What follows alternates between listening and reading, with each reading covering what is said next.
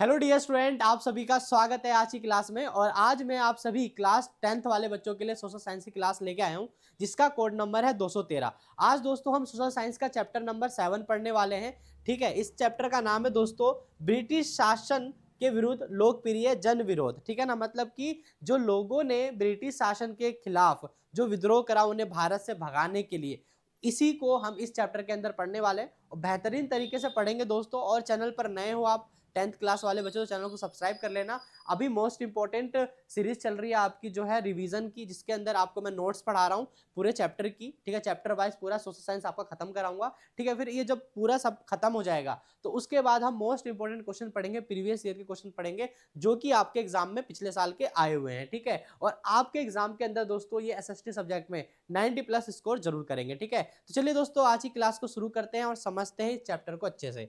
तो देखिए दोस्तों, पहले हम समझते हैं इसकी भूमिका कि क्या है इसके अंदर। देखिए, ब्रिटिश शासन का भारतीय समाज के सभी वर्गों पर गहरा प्रभाव पड़ा है ना। सभी मतलब ब्रिटिश शासन ने भारत के अंदर जितने भी समूह थे सबके ऊपर अपना दबाव छोड़ा था, दबाव बनाया था। ठीक है, उसके देखिए अंग्रेजों की आर्थिक शोषणकारी नीतियों, भूमि व्यवस्था, धार्मिक हस्तक्षेप और राजनीतिक विस्तार के कारण भारत में जगह जगह पर जन विद्रोह हुआ। क्योंकि दोस्तों इसने क्या करा, पहले जब कंपनी आई थी, मैंने इससे पहले वाले चैप्टर में पढ़ाया, जब कंपनी आई तो सिर्फ कंपनी व्यापार करने के लिए आई थी। लेकिन कंपनी ने क्या करा, भारत के अंदर धार्मिक, आर्थिक, राजनीतिक सभी मामलों में क्या करने लग गए, लोग हस्तक्षेप करने लग गए, मतलब कि टांग अड़ाने लग गए अपने। ठीक है, देखिए ये विद्रोह 1750 से 1857 के बीच लगातार होते रहे और अंत में 1857 के महान विद्रोह में परिवर्तन हो गया। ठीक है ना, मतलब ये ना जो 1857 का जो विद्रोह आप सुनते हो ना, ये किस वजह से हुआ था। पहले से आंदोलन चल रहा था, छुटकू मुटकू आंदोलन चल रहा था, फिर 1857 में एक बड़ा आंदोलन के रूप में उभरा, जिसे हम पढ़ते हैं 1857 क्रांति के नाम से।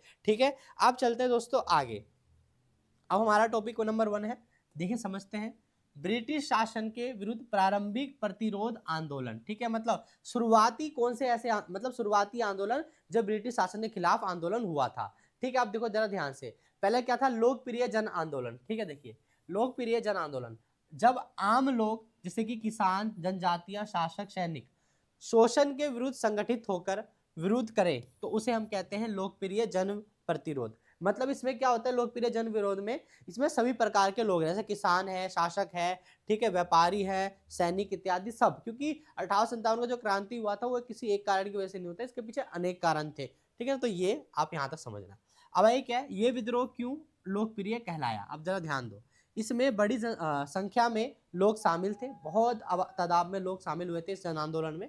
ठीक है, फिर उसके बाद अलग अलग जाति, धर्म, वर्ग के लोग एकजुट हुए, है ना। इसमें हिंदू, मुस्लिम, सिख, ईसाई हर तरह के लोग क्या थे, एकजुट हुए, आए और संगठित बनाया और अंग्रेजों के खिलाफ विद्रोह किया इन लोगों ने। ठीक है, देखिए नेतृत्व केवल राजाओं तक सीमित नहीं था। क्या था, इसका जो नेतृत्व था राजाओं तक सीमित नहीं था, इस जमींदार भी थे, बड़े बड़े उद्योगपति भी थे, ये सब ने मिलकर जो था इस जन आंदोलन में भाग लिया था। ठीक है, अब चलते हैं आगे।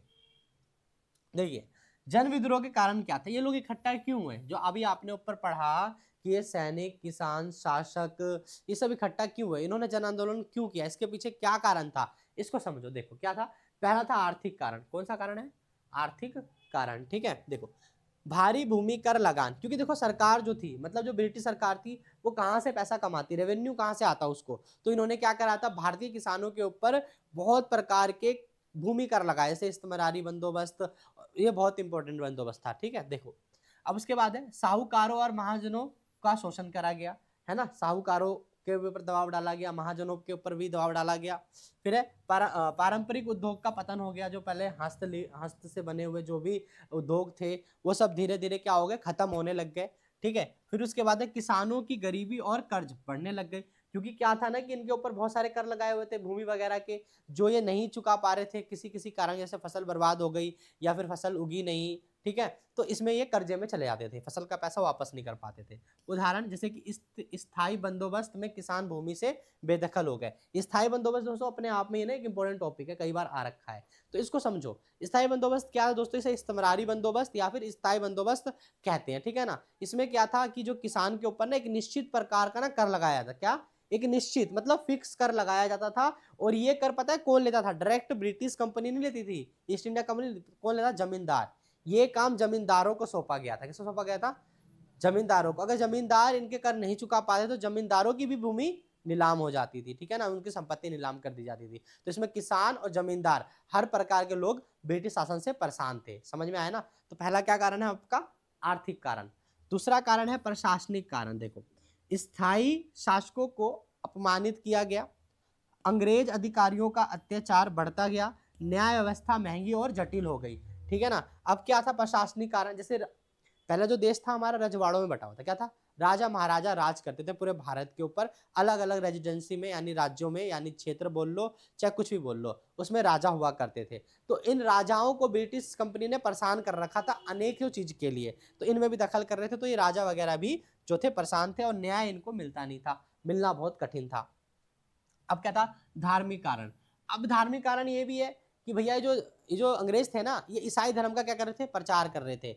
ईसाई धर्म का प्रचार कर रहे थे, लोगों को धर्म परिवर्तित करा रहे थे, इसलिए भी लोगों के अंदर क्रोध आया, ठीक है। ईसाई मशीनरी की गतिविधियां, सामाजिक धार्मिक सुधारों का जबरन लागू करना और लोगों को धर्म संकट का डर। धर्म संकट का डर समझ रहे हो ना, जो हिंदू है या मुसलमान है या कोई भी धर्म होगा जिसका भी, तो वो अंग्रेज लोग उनका धर्म परिवर्तित करा के ईसाई बनवाना चाह रहे थे।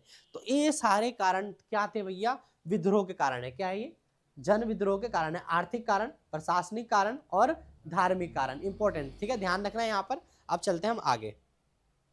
देखो, अब आगे जन विद्रोह की प्रकृति, मतलब ये कैसा था, ये जन विद्रोह कैसा था, किस प्रकार का था, इसके अंदर कैसे कौन से नीतियां अपनाई गई इस विद्रोह के अंदर, ठीक है, इसके बारे में समझो।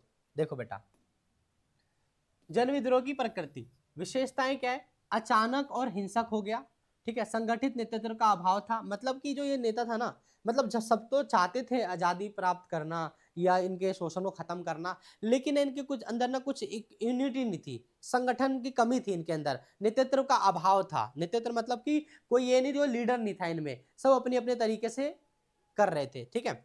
अब देखिए, स्थानीय स्तर तक सीमित था, केवल ना कुछ जगह जहां पर जो लोग शोषित हो रहे हैं ना, केवल वही लोग इस विद्रोह के लिए क्या थे, आवाज उठा रहे थे, बाकी कोई नहीं। पुराने सामाजिक ढांचे को बचाने की कोशिश की जा रही थी। उदाहरण, संताल विद्रोह में साहूकारों के कागज जलाए गए, ठीक है, तो ये था संथाल विद्रोह में साहूकारों के कागज जला दिए गए थे। फिर आपका अगला पॉइंट है 19वीं शताब्दी में किसानों और जनजातियों के विद्रोह, ठीक है। अब हम बात करते हैं किसानों और जनजातियों के विद्रोह। देखो भैया, 1760 से 1856 के बीच लगभग 40 बड़े विद्रोह हुए, ठीक है। कितने विद्रोह हुए थे, 40। जो ये आपके किसान और जनजाति, कम से कम 40 बड़े बड़े विद्रोह हुए थे, ठीक है। अच्छा देखो, पहला किसान विद्रोह, देखिए कारण क्या था, भूमि पर जो राजस्व लगाया गया था उसकी बहुत ज्यादा राजस्व था, मांग ज्यादा करते थे वो लोग, ठीक है। साहूकारों पर बहुत ज्यादा अत्याचार हुआ करता था, व्यवसायिक फसलों का दबाव था, और अकाल और भुखमरी। व्यवसायिक मतलब क्या, कि जो अंग्रेज लोगों को जो बेचने वाला फसल होता था ना, जैसे नील की खेती सबसे ज्यादा कराते थे ये लोग, तो वो ऐसी खेती का वो था। और अकाल और भुखमरी, ये सब कारणों की वजह से क्या था, किसानों ने क्या करा, विद्रोह कर दिया अंग्रेजों के खिलाफ, ठीक है। आप चलते हैं आगे। देखो, आगे है सन्यासी सन्यासी या फकीर विद्रोह। देखो भैया, क्षेत्र बंगाल, ये सन्यासी जानते हो, सन्यासी कौन होते हैं, जो बाबा होते हैं, जो भिक्षु होते हैं, हाँ, वो सब, उनका भी विद्रोह हुआ, ठीक है। कारण क्या था, 1770 का भयंकर अकाल। अकाल कैसा हो सकता है, भुखमरी हो सकती है, ठीक है ना, ये सारी चीजें। फिर है नेता, भवनी पाठक और देवी चौधरानी, ये सारे थे। सन्यासी व फकीर अंग्रेजी कोठियों पर हमला करते थे। फिर है नील विद्रोह, देखिए क्षेत्र बंगाल, कारण था नील की जबरन खेती कराना किसानों से, ठीक है।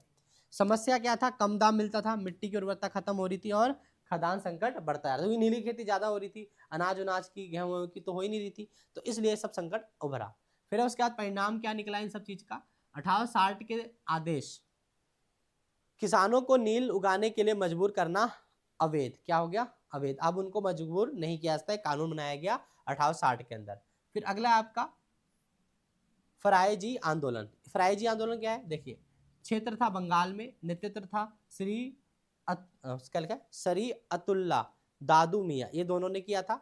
नील बगान मालिकों और जमींदारों का विरोध, ठीक है, ये था। फिर इसके बाद है वहावी आंदोलन। देखिए, स्वरूप था धार्मिक सुधार आंदोलन था इनका, नेता सैयद अहमद बरेलवी था, ठीक है, मतलब इन्हें धार्मिक सुधार करना था इनको कुछ, ठीक है। फिर उसके बाद है, बाद में यह किसान जमींदार संघर्ष में बदल गया, ठीक है, एक किसान आंदोलन था, किसान जमींदार संघर्ष में बदल गया। फिर आगे चलते, देखो आगे आपका किसान विद्रोह का महत्व जानो। देखो भाई, किसान विद्रोह का महत्व, किसानों में जागरूकता लाना, संगठित विरोध की भावना सबके किसानों के मन में उड़ेलना, ताकि सब किसान लोग एक साथ आकर क्या कहते हैं विरोध करें। 1857 के विद्रोह की पृष्ठभूमि तैयार करना। ठीक है, आगे है जनजातीय विद्रोह। देखिए जनजातीय समाज की विशेषता समझते पहले। आत्मनिर्भर अर्थव्यवस्था थी इनकी, जो भी अपने इधर ही उगाते थे, खाते थे, पेड़ पौधे जो भी करते थे। ठीक है, जंगल और जमीन पर पूरी तरीके से निर्भर रहते थे, सामुदायिक जीवन जीते थे, मतलब इकट्ठे रहकर रहते थे कबीले वगैरह में। ठीक है, अब ब्रिटिश नीतियों का प्रभाव क्या पड़ा, जंगल कानून लाया, जिन्होंने जंगल खत्म करने की बात की, जंगल जलाने की, उजाड़ने की बात करी गई इनको। साहूकारों का प्रवेश हुआ जंगल के अंदर, भूमि पर अत्यधिक अधिकार खत्म कर दिया गया, किनका, जनजातियों का। फिर उसके बाद है संताल विद्रोह, संथाल एक जनजाति है, इनका विद्रोह हुआ, नेता था सिद्धू और कान्हू। ठीक है, क्षेत्र राजमहल की पहाड़ियां। ठीक है, मतलब जो ब्रिटिश इंडिया कंपनी के जो राजमहल था ना, उसके आसपास के जो पहाड़ी थी वहाँ संताल लोग रहते थे। तो इन संताल लोगों को उनकी भूमि से हटाकर इन लोगों को कहा गया कि यहाँ पे तुम खेती करो, क्या करो, खेती करो। तो इसलिए फिर है साहूकारों और अंग्रेज अधिकारियों के विरुद्ध संघर्ष हुआ। फिर है मुंडा विद्रोह।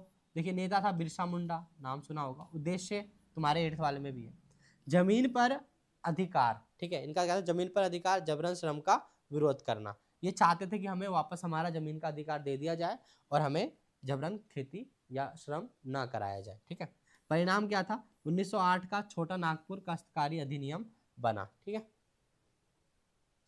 फिर आपका आगे आगे चलते हैं तो अन्य जनजाति विद्रोह। देखो भील विद्रोह। ठीक है, भील भी एक जाति है। ठीक है, इसका विद्रोह देखिए, कोल विद्रोह, खासी जयंतिया विद्रोह, फिर है मपिला विद्रोह। ये सारे आपके जनजातियों के विद्रोह इस टाइम से इस टाइम के पीरियड में चल रहे थे। ठीक है, फिर अगला है आपका 1857 का विद्रोह, कारण, स्वरूप और परिणाम। देखो भैया जो 1857 का विद्रोह चला, छोटा ही जानना है आपको, 12वीं में ज्यादा जानोगे। ठीक है, देखो 10 मई 1857 को मेरठ से शुरू हुई, और 1857 के कारण क्या था, पहला राजनीतिक कारण, दूसरा आर्थिक कारण, और तीसरा सामाजिक और धार्मिक कारण। ये कारण सबसे ज्यादा इंपॉर्टेंट था 1857 के विद्रोह के लिए। देखो राजनीतिक कारण के अंदर क्या बोलोगे, विल्ले नीति। ठीक है, विल्ले नीति क्या था कि ना, एक था गवर्नर जनरल था, जिसने ना सभी प्रिंसली स्टेट को अपने अंडर में मिला रहा था, उनपे सहायक सिंधी थोप कर। ठीक है, सहायक सिंधी लगाई थी। फिर राजाओं की सत्ता समाप्त कर देना, इसके ये कारण था। आर्थिक कारण, भारत की संपदा लूट रहे थे, उद्योगों का विनाश कर रहे थे, और भारी कर इन्होंने लगा रखा था, जिसकी वजह से ये हुआ। ठीक है, फिर धार्मिक, सामाजिक धार्मिक कारण क्या है, धर्म परिवर्तन का भय था, है ना, ये लोगों के बीच में था, कहीं ईसाई धर्म में न कर दे सबको। ठीक है, फिर है सैनिकों की धार्मिक भावनाओं को ठेस पहुंचाना, उदाहरण कारतूस विवाद। ये कारतूस विवाद है दोस्तों, इसमें आपको ज्यादा पढ़ना नहीं है, कारतूस विवाद आप 12th में पढ़ोगे अच्छे तरीके से। ठीक है, अब आगे क्या है, विद्रोह का महत्व। अब देखिए भाई विद्रोह का महत्व क्या था, प्रथम स्वतंत्रता संग्राम कहा गया 1857 को, पहली आजादी की लड़ाई कहा गया। क्या कहा गया, पहली आजादी की लड़ाई कहा गया। अंग्रेजी शासन की नींव हिल गई थी यहीं से, और राष्ट्रीय चेतना का विकास हुआ, मतलब लोगों के मन में आया कि हमारा कोई एक राष्ट्र है, राष्ट्रीय चेतना की भावना आई। अब देखिए परीक्षा के लिए अत्यंत चीज, सभी विद्रोह क्या थी, तिथि प्लस नेता याद रखना। ठीक है, कारण परिणाम आधारित प्रश्न याद रखना, लघु व दीर्घ उत्तर, ये सब मैं आपको कराऊंगा। ठीक है ना, अभी बाकी आपको मैंने पूरा चैप्टर जो है दोस्तों यहाँ पर ये खत्म करवा दिया है, इसका रिवीजन करना आप लोग सभी। ठीक है, इसमें क्या होता है, पूरा जो चैप्टर मैंने आपको वन शॉट में पढ़ाया है, ये दोस्तों कहानी याद रखना आप इसको। जैसे ही हमारे सारे चैप्टर खत्म हो जाएंगे जो भी आपके पब्लिक एग्जाम में आने वाले हैं, ठीक है, सब एक एक करके मैं पढ़ा दूंगा। और चैनल पर नए हो चैनल को सब्सक्राइब जरूर कर लेना, और वीडियो को लाइक करना मत भूलना।